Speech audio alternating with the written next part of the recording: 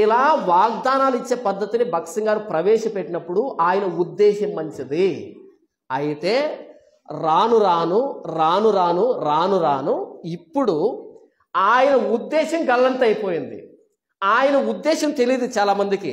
ఎవరికి తెలియదు? ఆయన సంస్థలో పనిచేస్తున్న పాస్టర్లకే తెలియదు. నేను ముందే చెప్పాను, అన్న వాగ్దానం అంటే ఏంటంటే నీకు తెలియదా, నువ్వు చేయవా, మీరు చేయరా, భగత్ సింగ్ గారు పెట్టారు దీన్ని, భగత్ సింగ్ గారికే తెలియదా అని ఎదురు ప్రశ్నిస్తున్నారు తప్ప ఏంటి ఇది ఎలా వచ్చిందంటే చెప్పేవాళ్ళు లేరు. ఎందుకంటే రాను రాను దీనిని తీసుకోవడం ప్రారంభించారు తప్ప ఇది ఎందుకు వచ్చింది అనేది మర్చిపోయారు, దాన్ని వదిలిపెట్టేశారు. ఇంతవరకు నేను చెప్పింది ఏంటంటే భగత్ సింగ్ గారి చరిత్ర నుంచే చెబుతున్నాను. ఇప్పుడు ఇంకో మాట చెబుతున్నాను. భగత్ సింగ్ గారు తప్పు చేశాడంటే తప్పు చేయలే. ఆయన కాలంలో వ్యక్తులకి బైబిల్ పట్ల మక్కువను పుట్టించడానికి, ఆసక్తిని పుట్టించడానికి, అందరూ బైబిల్ చదివేదానికని కొన్ని పద్ధతులు ప్రవేశపెట్టాడు మంచి ఉద్దేశంతో. అయితే ఇప్పుడేమైందంటే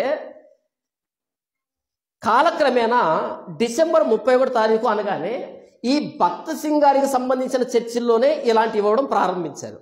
అప్పుడు పక్క చర్చి వాళ్ళు కూడా ఏం చేశారు అంటే అన్ని వారాలు వారి వారి చర్చిలకు వెళ్ళి 31వ తారీఖు రాత్రి మాత్రం అందరూ ఈ భగత్ సింగ్ గారి చర్చిలకు రావడం ప్రారంభించారు.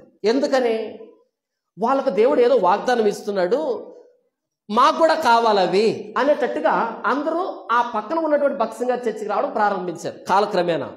అప్పుడు మిగతా వాళ్ళు ఏం చేశారు అంటే వీళ్ళని అక్కడికి పోకూడదని చెప్పినా సరే పోకుండా ఆగట్లేదు, ఎందుకని మనం కూడా మన చర్చిలో ఇది ఇవ్వకూడదు అని దానిని మిగతా చర్చి వాళ్ళు కూడా ప్రారంభించారు. అలా ఈరోజు తెలుగు రాష్ట్రాల్లో ఉన్నటువంటి చాలా సంఘాలు, అన్ని సంఘాలు కాదు, చాలా సంఘాలు ఇలాంటి వాగ్దానాలు ఇవ్వడం ప్రారంభించారు. ఎందుకని? దీని విలువ ఎంత? తిప్పి కొడితే ₹1. దీని విలువ తిప్పి కొడితే ₹1. ఒక బండిల్లో 100 వస్తాయి. ఒక బండిల్ తీసుకుంటే అందులో 100 వస్తాయి. ఈ 100ను తీసుకొని వీటికి ఇలా స్టిక్కరింగ్ వేసి పైన తగిలిస్తే ఈ వాగ్దానానికి మీరు కానుక వేసి తీసుకోవాలి అని చెబుతారు. ఎంతైనా కానుక ఇవ్వచ్చు. మనం ఎలాంటి వాళ్ళం అంటే మనం దేవునికి ఎక్కువ డబ్బిస్తే దేవుడు మనకు మంచి చేస్తాడనే ఆలోచన కలిగిన మన గతంలో మనం. అవునంటారా కాదంటారా? కాబట్టి నాకు అన్ని ఇటువైపు ఉంటాయి, తెల్లగా ఉంటాయి, ఇటువైపు వాక్యం ఉంటుంది. ఇది తీసుకోవడానికి నేను వస్తూ ఉన్నప్పుడు నాకు ఇటువైపు మంచి వాక్యం రావాలంటే అన్ని మంచివే, అన్ని మంచివే, వాటిలో మరలా మంచిది రావాలంటే అని నా జేబులో ఉన్నటువంటి డబ్బుని ఇలా వేసి దీన్ని చించుకుంటాను. దీని విలువ ఎంత? ₹1. నేను ఎంత వేస్తాను?